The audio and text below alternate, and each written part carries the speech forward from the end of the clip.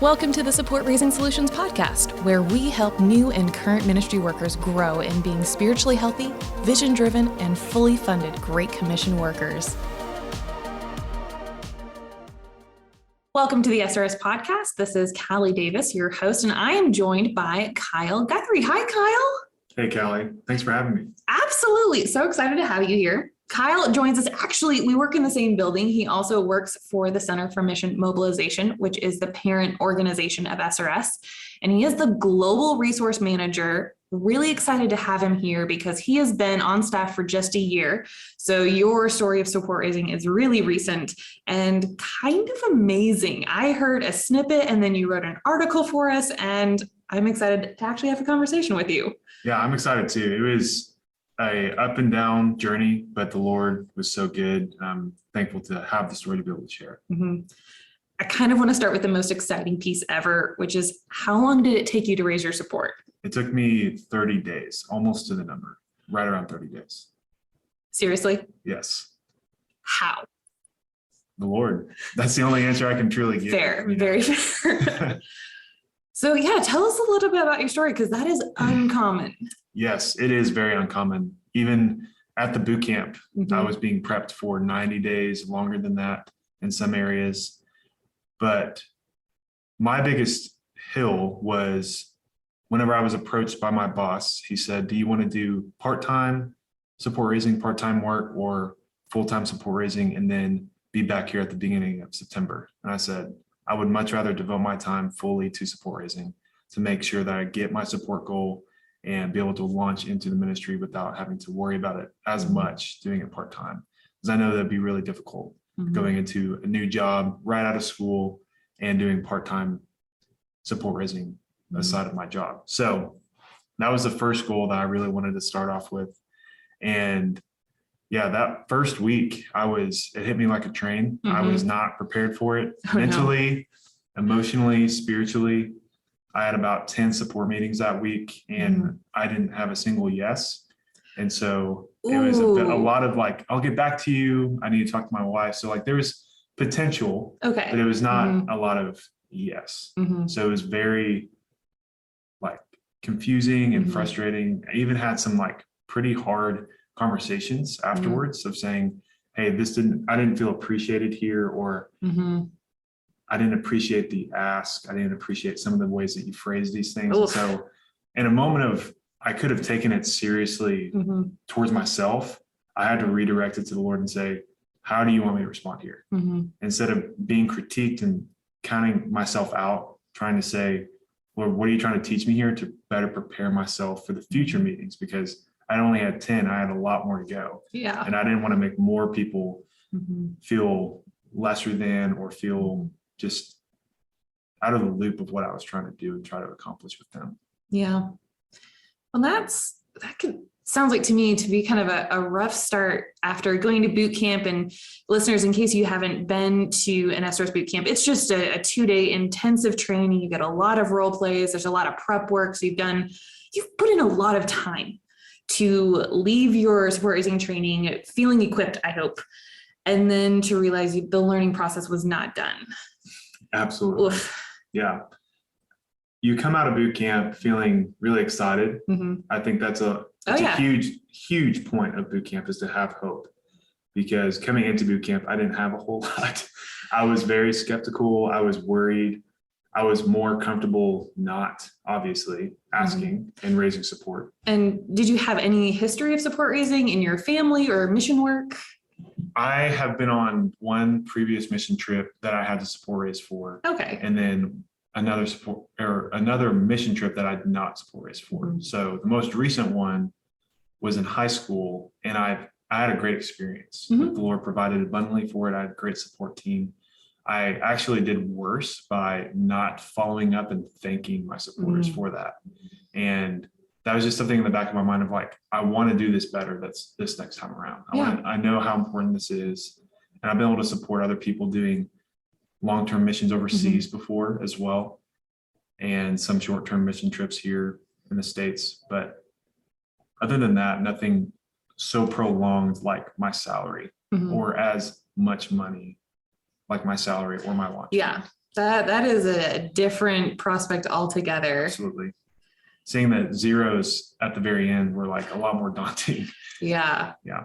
So you mentioned a little bit of that start. What was the rest of your 30 days like? Yeah. So I think the biggest point and change after the first 7 to 10 days was seeing a perspective change with the Lord, where I was literally on my knees. I was just asking the Lord, imploring him, like, help me see what I'm missing, because I was really seeing what he revealed to me was I was trying to get my needs met, very focused on make sure I have money to get on food on my table or be able to pay for the roof over my head, XYZ, these different things that I saw as necessities. But really what the Lord showed me was, Kyle, I'm going to provide for that. Like, you don't have to worry about those things, but what you're missing out on is the opportunity to invite people into partnership with what I'm doing with your work, to help them expand their worldview, that I'm a God of every tribe, tongue, and nation. And I'm using roles like yours to mobilize the global church to go reach unreached people groups. And there's people in your life that don't know what an unreached people group is. Yeah. They don't know about the global church. They only think about the church in the West. And I'm one of those people too. And so since joining this ministry and the CMM, I've been able to expand my worldview. And now I really see support raising, rather than getting my needs met, as an opportunity to come alongside my supporters and my friends and my family to say, come see what God is doing. And don't just support me as a person, but support what God is doing, in the world that I get to play within that. That is amazing. I think it's so hard to see for people that are stepping into the support raising process, because the end product on the outside looks the same. It's people who have raised up a team of partners that they're giving, and then they're working full-time in ministry. It is so much different on the inside, though.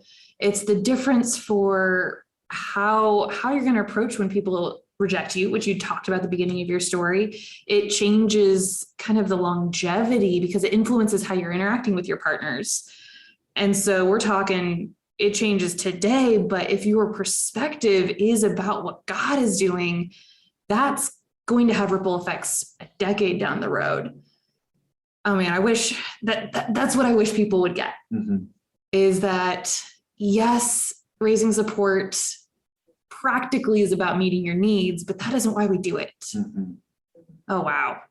How would you help someone get that perspective? Because it sounds like it was a process for you, not just your training, but then also seeking God. How would you help someone else make that change? I think a big thing for me was being able to think about every support meeting I had and write down every single name that I was meeting with and begin praying for them. They are going to ask for the ways that they can prayerfully support you. You're going to give those opportunities to them through a newsletter or some prayerful points about your support raising journey. But being able to turn that back and say, I want us to pray for you. How can I be praying for you? And that was something that I loved during my support raising, was I had a list of all my contacts and just like 3 or 4 things that they were praying, they needed prayer for that month or for that season of life. A lot of them were friends that I graduated with, and all of them were struggling with community, moving to different cities, having new jobs, learning how to be a post-grad student. And it was so encouraging, hard at some points to say like, man, I'm so sorry that you're going through this, but also encouraging to know like, we're all going through this together. Even though I went to the University of Arkansas and still stayed here, still struggling to find community, we're all struggling with that together. And so whenever I was able to understand that I get to pray, and like, this is part of my ministry, it's not just working for a ministry, but ministering to those people that I'm asking to join my support team, that opened the door to see what God is doing in their lives, to say, I get to minister on their behalf before the Lord and say, I want to pray for them, lift them up to them. And I wouldn't have been able to have that opportunity if it wasn't for support raising, to get a coffee with them, to hear about their life, to be able to share about my life and how they can pray for me. And I'm meeting with people that I would have never met before. And people that I don't even know, but it's because my parents know them, right? That I've never met before. And I'm getting pizza with them in a random city in Arkansas, meeting them halfway. And it's just truly amazing, just the way God orchestrates all things to work at a specific time for people and his children to connect and to intertwine. it's truly amazing. Like, I can't imagine it working out the way that it did. Yeah. Wow. That just gets me excited. It's a transition to see your own support raising process and to see your partners in that way. And so I hope that it's a process that everyone at least is seeing the potential for. It's going to take different people, different time, different process to get through that. I mean, it is God who changes hearts, and he's got his own timeline. Yes. But to have a dream that's what we're working towards. And then also, I think another important part is that it's hard to hold on to perspective. I see that with staff who've been on the field for a couple years, for a couple decades, and to still remember this is why we have partners. I know you're about to start a season of increasing your support. Have you felt that you've had to like re-energize your perspective? Have you just kind of held on? It hasn't been very long that you've been in ministry. Talk to me about that. Yeah, I think there's been some points where I've had to go back to that month of August where I was thinking about and going through support raising and remind myself of the key milestones in that, where I was in really low lows and really high highs, having partners that were giving substantially more than I had asked for, and partners that I expected to have something and didn't, but they're prayerful and they're with me. And even the really hard conversations, those have all pushed me to become closer to Jesus and a better ministry partner with other people. And so as I look forward to this next season of support raising, there's definitely that temptation to go back and say, I got to get my needs met. There's increases in my budget, there's different changes, and there's more people being added into my life that I need to be accountable for and to be able to account for in my budget. So there's that obvious pressure in that, of course, that the enemy wants me to believe and say that, Kyle, you need to get this done. You got to get this checked off. But to be able to breathe for a second and just say, no, what do I remember? Like, the Lord provided. And it's not about getting my needs met, but it's about, there's a whole new list of people that I get to reconnect with and invite in prayer for over this summer, and be able to see what God's doing and invite them into this ministry and this partnership of helping unreached people groups know more about Jesus and be able to reach with the gospel. And so even with that takes time, and it takes mental preparation and prayer. And I've been pretty focused within my work in the past couple of weeks, but there's been some pretty good planning on the front end as I've looked forward with different MPD time that I set aside each week to say, what are some strategic times that I can set aside to meet these people? And not even just meeting new partners, but revisiting current partners, because that is so crucial. To be able to consistently have those relationships going on touch points, being able to meet with them, seeing how they're doing, seeing how their families are doing.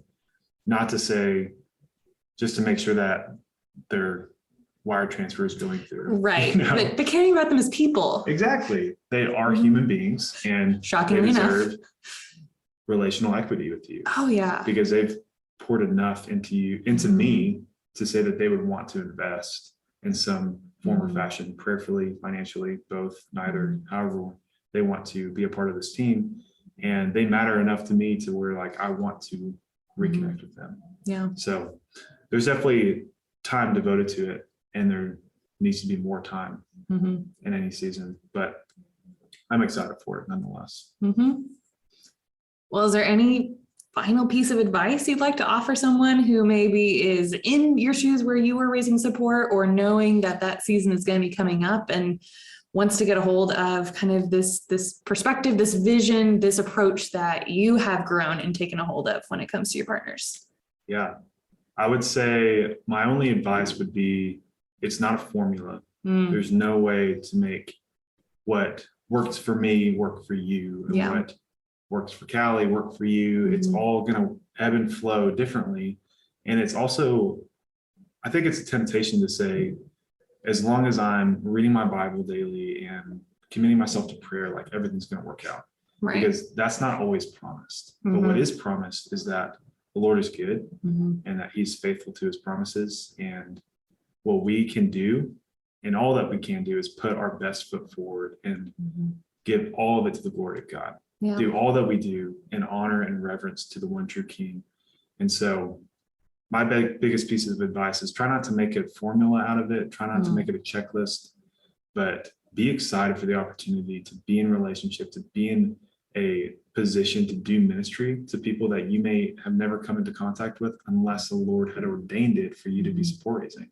Yeah. Because I could tell you, I could have never told you in my 4 years of college that I would be working for a ministry doing supply chain management and marketing for them. Yeah. The two things that I love and I studied in college. I would have never guessed that. And you're doing it in ministry. Exactly. Oh, and wow. I love it. In the supply chain capital of the world, some might say, with Walmart right down the street, Tyson, JB Hunt, just some huge names in supply chain. And the Lord ordained it for me to be using my studies, my degree plan for ministry to advance his kingdom. Yeah. And I wouldn't have imagined a better place to be. So don't make it a formula. Be excited for the journey and trust in the Lord, because he will establish your steps and he's faithful to his promises. Wow.